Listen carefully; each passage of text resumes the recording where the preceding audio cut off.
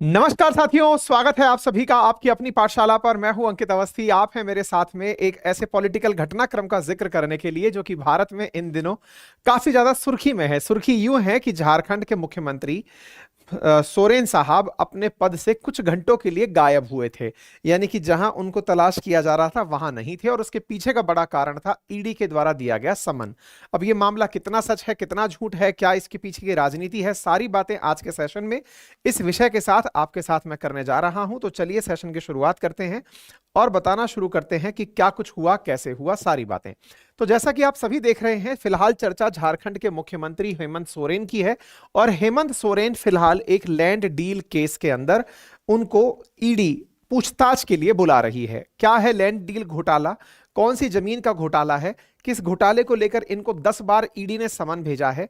ED के 10 बार के समन के बावजूद आपके द्वारा लगभग 7 समन को इनकार करने के बाद जब ईडी खुद घर पर पहुंची, उसके बाद जब दोबारा इनको बुलाने के लिए इनवाइट किया गया, उस बीच में आप कहीं गायब हुए। इस विषय के ऊपर भरपूर राजनीति देश में फिलहाल चल रही है, और उसी राजनीति से जुड़ी हुई कुछ खबरें फिलहाल के लिए सुर्खियां बनी हुई हैं। Hemant Soren untraced as ED team visit house over land fraud case.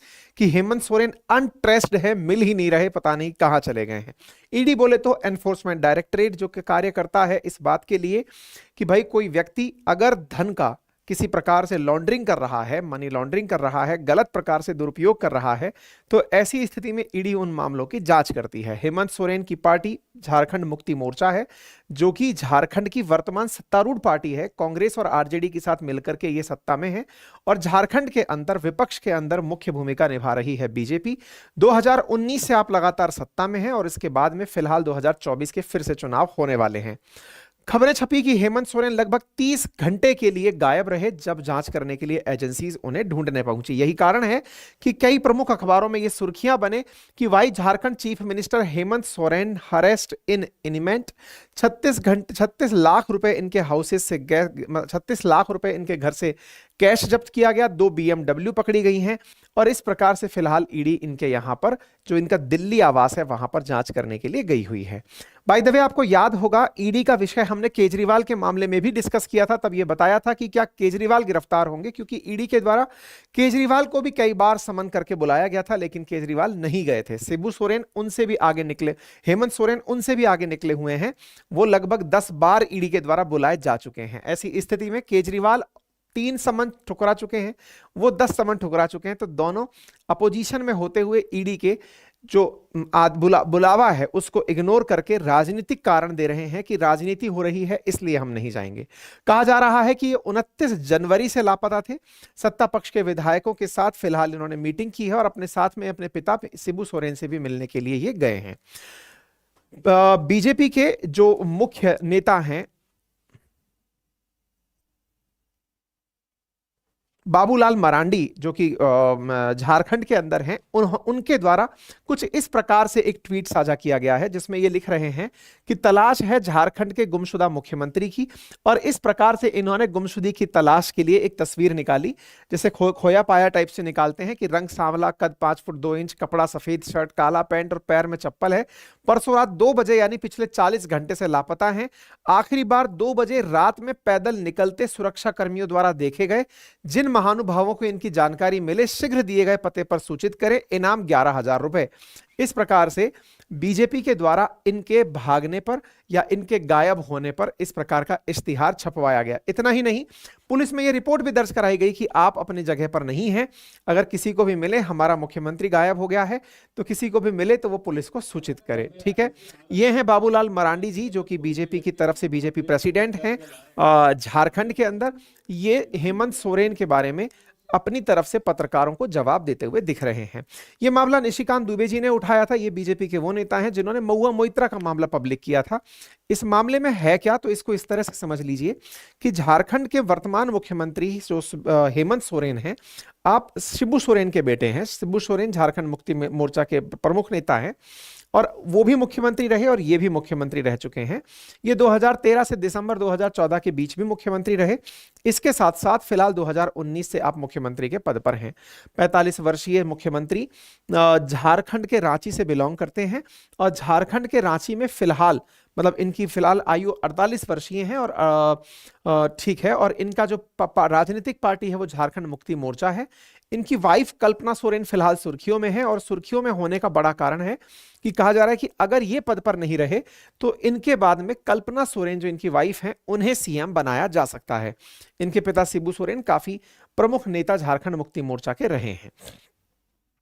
Jharkhand के अंदर अगर हम सरकार की बात करें तो फिलहाल राष्ट्रीय झारखंड मुक्ति मोर्चा, कांग्रेस और राष्ट्रीय जनता दल मिलकर के 47 सीटों के साथ 81 सदस्यीय जो विधानसभा है उसके अंदर सत्ता में है। वहीं एनडीए 25 सीटों के साथ मुख्य अपोजिशन के रूप में यहां पर विराजमान है।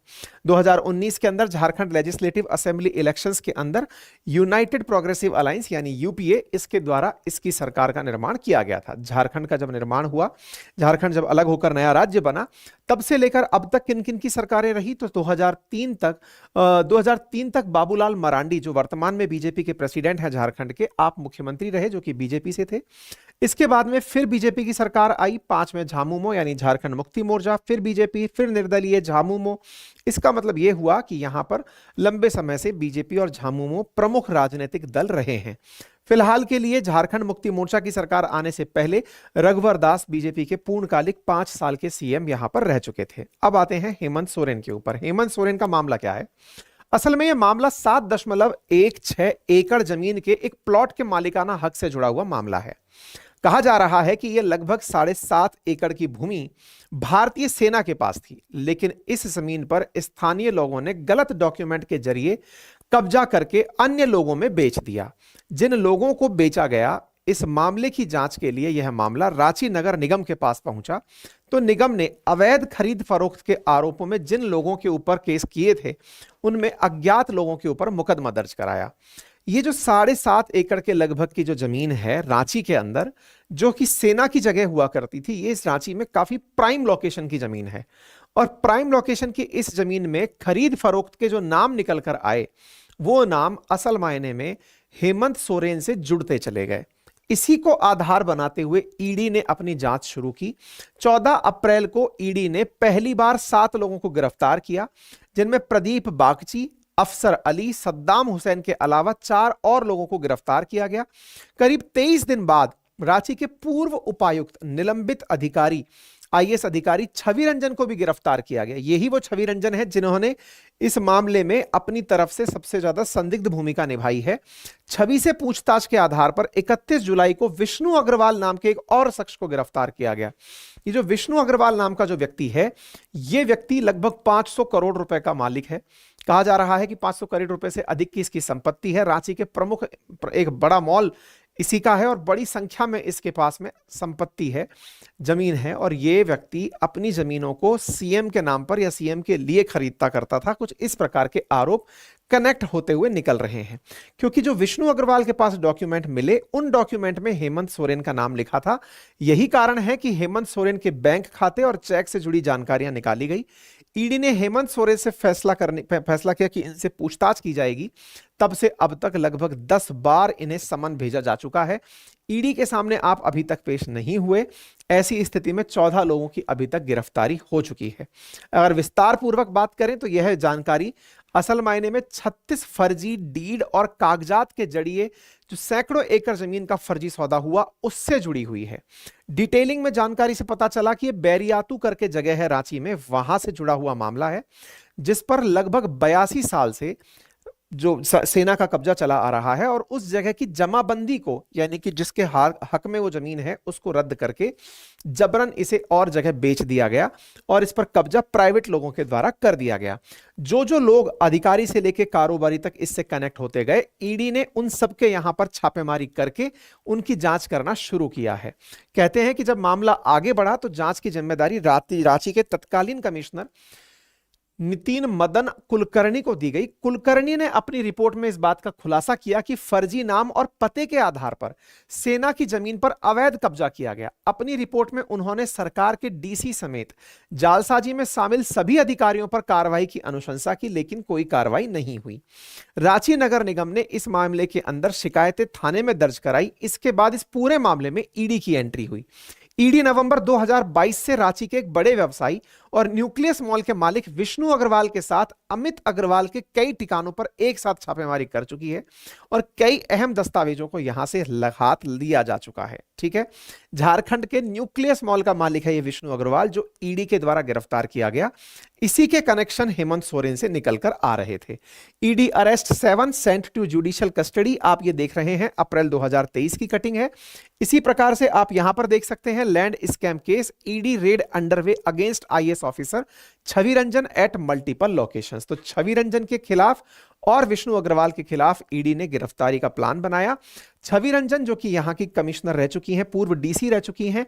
छवि रंजन बड़गई अंचल के अधिकारी मनोज कुमार और भानु प्रताप समेत कुल 21 ठिकानों पर छापा मारकर विष्णु अग्रवाल के मोबाइल से काफी सारे चौंकाने वाले डेटा इकट्ठे किए गए। ईडी ने इस मामले के अंदर आईएएस ऑफिसर छवि रंजन को गिरफ्तार किया। यह जानकारी मई 2023 की है।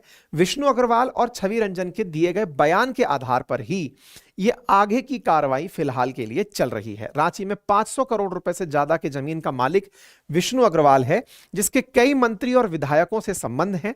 कहा जाता है कि इसके संबंध कई आईएएस, आईपीएस और विधायक और नेताओं के साथ हैं और यह उन्हीं के माध्यम से अवैध जगहों पर कब्जा करता है। रांची डीसी ने फोर्स भेजकर जमीन का अवैध कब्जा करवाया था। इस तरह की जानकारी छवि रंजन के नाम पर निकल करके आ रही है। यही कारण है कि ईडी ने इन दोनों को पकड़ करके इन्हीं के माध्यम से हेमंत सोरेन तक पहुंचने का रास्ता निकाला। तो झारखंड आईएएस ऑफिसर को एक जानकारी और निकल कर आई कि छवि रंजन को विष्णु अग्रवाल के द्वारा ही इस जमीन पर कब्जा करवाकर गोवा का ट्रिप भेजा गया था कि आप जाकर के वहां पर परिवार समेत घूमकर आइए। इसके बाद तो फिर ईडी ने कोलकाता के अंदर से, क्योंकि ये विष्णु अग्रवाल कोलकाता का रहने वाला है, तो वहां से भी तार कनेक्ट करके इसके पकड़े, मतलब तार कनेक्ट किए और इसको गिरफ्तार करने का प्लान किया। तो आप इधर देख सकते हैं कि पूरी तरह से ये सारी सुर्खियां हैं, कब कब क्या क्या हुआ। ऐसी स्थिति में लगातार ये सारी जांचें चलती रही। जब ये जांचें चलती रही और ये बात निकलकर सामने आई कि इस विष्णु अग्रवाल के साथ हेमंत सोरेन का नाम कनेक्टेड है, तो फिर ईडी ने झारखंड के मुख्यमंत्री हेमंत सोरेन को अपनी तरफ से बुलावा भेजा। ये पहली कटिंग है 14 अगस्त 2023 की। फिर इसके बाद में फिर बुलावा 24 अगस्त को भेजा गया। तीसरी बार सितंबर 2 को बुलावा भेजा गया। फिर इसके बाद सितंबर 23 को बुलावा भेजा गया। फिर इसके बाद 4 अक्टूबर को बुलावा भेजा गया। इस प्रकार से लगातार हेमंत सोरेन को बुलावा ईडी के द्वारा भेजा जाता रहा। पधारिए पधारिए 7 बार इनको बुलावा भेजा गया, लेकिन जब ये नहीं पहुंचे तो 20 जनवरी को खुद ईडी इनके निवास स्थान पर पहुंची और इनसे 7.5 घंटे तक लगातार पूछताछ की। दोपहर 1 बजे से लेकर रात 8:30 बजे तक इनके आवास पर 3 गाड़ियों में भर के आए हुए ईडी अधिकारियों ने पूछताछ की और पूछताछ करके कहा कि भविष्य में जरूरत पड़ी तो फिर पूछने आएंगे। इसके बाद में झारखंड के चीफ मिनिस्टर बाहर आते हैं, अपने समर्थकों से मिलते हैं और कहते हैं कि ना हम कभी झुके थे, ना कभी हम झुकेंगे। बीजेपी हमारे खिलाफ अपनी सत्ता का दुरुपयोग कर रही है। ऐसी स्थिति में एक आदिवासी को दबाने का प्रयास किया जा रहा है, हम ऐसा नहीं होने देंगे। हेमंत से ईडी ने कई तरह के सवाल किए, हालांकि सवाल तो बाहर नहीं आए, लेकिन उनके घर के चारों तरफ धारा 144 लगा दी गई। इन्होंने ईडी को खुद अपने घर पूछताछ के लिए बुलाया था। इस बात से विपक्ष ने और अपनी तरफ से प्रतिक्रिया दी और कहा कि जब ईडी को घर बुलाया जा रहा है तो झारखंड में यह सुविधा सभी अपराधियों को दी जानी चाहिए कि पूछताछ के लिए पुलिस घर पर जाएगी, ना कि व्यक्ति को पुलिस थाने बुलाया जाएगा। तो झारखंड में इनके निवास के बाहर, रांची के इनके निवास के बाहर इस प्रकार से पैदल मार्च करके शांति व्यवस्था बनाए रखने के लिए पुलिस ने मार्च किया। समर्थक निरंतर पूछताछ के समय पर अपना प्रदर्शन कर रहे थे। ये जनवरी में हाल ही के 10 दिनों के भीतर हुई घटनाएं हैं, ठीक है ना। कहा गया कि सीएम ने डर के मारे अपने निवास स्थान को चुना ताकि उनको अगर गिरफ्तार किया जाए तो उनके समर्थक कोई भी दिक्कत खड़ी कर सके। बाबूलाल मरांडी के द्वारा इस प्रकार से तंज कसा गया, ठीक है। इसके बाद में हेमंत सोरेन को फिर से बुलावा भेजा गया। कहा गया कि सर आपसे फिर से पूछताछ करनी है, कुछ मामले और निकल रहे हैं। 10वीं बार जब समन भेजा गया, बुलावा भेजा गया, तो इनको दिल्ली में जो इनका निवास स्थान है वहीं पर पूछताछ के लिए बुलाया गया था। आप देख सकते हैं 13 जनवरी को बुलावा जब भेजा गया, ये लगातार अलग अलग समन्स की डेट है। 20 जनवरी को पहली बार हेमंत सोरेन से पूछताछ हुई। फिर 25 जनवरी को फिर बुलावा भेजा गया कि आप 27 से 31 के बीच में आइए। जब नहीं पहुंचे तो 27 जनवरी को फिर बुलावा भेजा गया कि आप 29 से 31 जनवरी के बीच में पहुंचिए। ये नहीं पहुंचे तो फिर इस जगह पर खुद जांच करने के लिए ईडी पहुंची, लेकिन तब तक हेमंत सोरेन दिल्ली के अपने निवास स्थान से निकल चुके थे। जब ये निवास स्थान से निकले तब कोई सुरक्षा व्यवस्था इनके साथ नहीं थी। इसी कारण से अपोजिशन ने इस तरह का व्यंग कसा कि सीएम बिना सुरक्षा के बाहर निकल गए हैं, कहीं उन्हें कोई गिरफ्तार, कोई उन्हें उठा ना ले जाए, कहीं उनके ऊपर किसी प्रकार की दिक्कत ना हो जाए, इस तरह के प्रश्न कई किए गए। ठीक है, कहा जा रहा है कि 27 जनवरी को हेमंत सोरेन चार्टर प्लेन से दिल्ली गए थे, कुछ बैठकें की थी, उसके बाद से उनकी कोई खबर नहीं है। बाद में उनके घर जाकर के ईडी ने 2 BMW कार और 36 लाख रुपए कैश बरामद किए दिल्ली के होम से 30 जनवरी के दिन। ये कैश की तस्वीरें भी बाहर निकल के आई और यहां पर ईडी की टीम भी दिखाई पड़ी। इसके बाद में बीजेपी का और प्रश्न पूछना बनता ही था कि इनके पिताजी भी जब सत्ता में हुआ करते थे तो 21 दिन के लिए लापता रहे थे, उनके ऊपर भी कोई आरोप था कि इन्होंने पैसे लिए हैं। इसी प्रकार से इनके बेटे भी अब 2 दिन तक मतलब अनट्रेसेबल रहे हैं, यानी कि इनको ढूंढा नहीं जा रहा है। इसके बाद हेमंत सोरेन रांची पहुंचते हैं, पार्टी नेताओं के साथ और अपने गठबंधन के सहयोगियों के साथ मुलाकात करते हैं और मुलाकात करते ये तस्वीरें आपको दिखाई दे रही हैं और चर्चा है कि इस मुलाकात के बाद ये तय किया जाएगा कि इनके बाद सीएम किसे बनाया जाएगा। चर्चा की जा रही है झारखंड के सीएम जो हैं इनके ही पत्नी के बारे में कि उन्हें भविष्य में इनके स्थान पर सीएम बनाया जा सकता है। यही कारण है कि जो झारखंड मुक्ति मोर्चा के नेता हैं वो बीजेपी के खिलाफ अपनी तरफ से बयान दे रहे हैं। कहा जा रहा है कि ये तानाशाही है, इस प्रकार से एक निर्वाचित सीएम के खिलाफ कोई ऐसे कैसे कर सकता है। झारखंड के सीएम पर ईडी के द्वारा की जा रही जांच के बाद लगातार आगे की तैयारियां की जा रही हैं। इसी बीच में बीजेपी का कहना है कि यहां राष्ट्रपति शासन लगा दिया जाना चाहिए क्योंकि यहां की स्थितियां सामान्य नहीं है। हेमंत सोरेन का हाल ही में एक और मामले में भी नाम जुड़ रहा है। कहा जा रहा है कि इन्होंने माइंस के मामले में भी लगभग 1000 करोड़ का घोटाला किया हो सकता है। ऐसी स्थिति में उसकी भी जांच किया जाना बाकी है। फिलहाल इनके घर के बाहर कुछ इस प्रकार से पुलिस मुस्तैद है। आगे होने वाले समय में जो भी घटनाएं अपडेट के रूप में निकल कर आएंगी वो हम आपको जरूर पहुंचाएंगे। बाकी इस विषय पर आप क्या सोचते हैं जरूर कमेंट बॉक्स में बताइएगा। जानकारी पसंद आई हो तो अपने सभी साथियों के साथ साझा कीजिए। चैनल पर नए हैं तो सब्सक्राइब करना बिल्कुल मत भूलिए। और एक खास बात जान लीजिए, खास बात यह है कि हमारे द्वारा उत्तर प्रदेश की RO-ARO के लिए जो क्लासेस चल रही हैं उनमें परीक्षा को ध्यान में रखते हुए निरंतर 31 जनवरी से 9 फरवरी तक दोपहर 1 बजे से रात्रि 8 बजे तक लगातार मैराथन क्लासेस चलाई जा रही हैं। 31 जनवरी को ज्योग्राफी की है, 1 फरवरी को हिस्ट्री की है, 2 फरवरी को करंट अफेयर्स की है, 3 फरवरी को साइंस की है, 4 फरवरी को पॉलिटी की है, 6 फरवरी को हिंदी की है, 7 फरवरी को यूपी स्पेशल है, 8 फरवरी को इंडियन इकोनॉमी है, 9 फरवरी को करंट अफेयर्स है। इस प्रकार से 9 फरवरी तक निरंतर हमारे चैनल अपनी पाठशाला PCS पर आपके लिए RO-ARO की मैराथन क्लासेस चलना शुरू हो चुकी हैं। आज ही से उसका लाभ लेना सुनिश्चित कीजिएगा।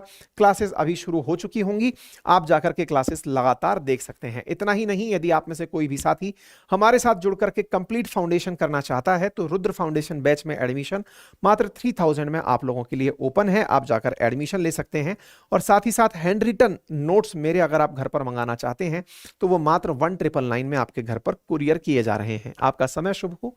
धन्यवाद।